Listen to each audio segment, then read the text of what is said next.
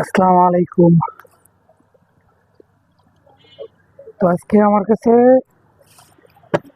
R15 V4 bike আছে। বাইকটাকে রংপুর থেকে চালায় নিয়ে আসছে খুব এটা কষ্ট করে। আর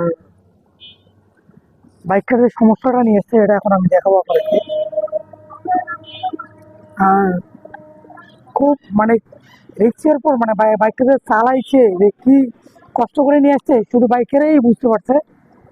আর এই সমস্যাগুলো মূলত R15 বেশি হয়।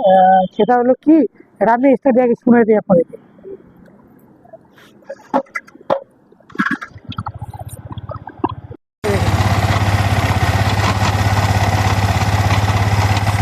মনে হচ্ছে খুলে গেল। ইঞ্জিনের নয়েজটা দেখেন আপনারা,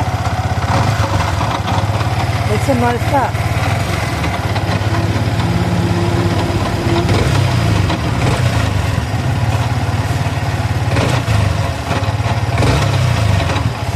এমন একটা বাজে নয়েজ আসতেছে, মনে হয় যে ভেঙে গেল এরকম একটা হরহর আছে গায়ে, মানে যার বাইক অ্যাকচুয়ালি সে তো ভয় পেয়ে গেছে যে কী যেন মনে হয় হয়েছে,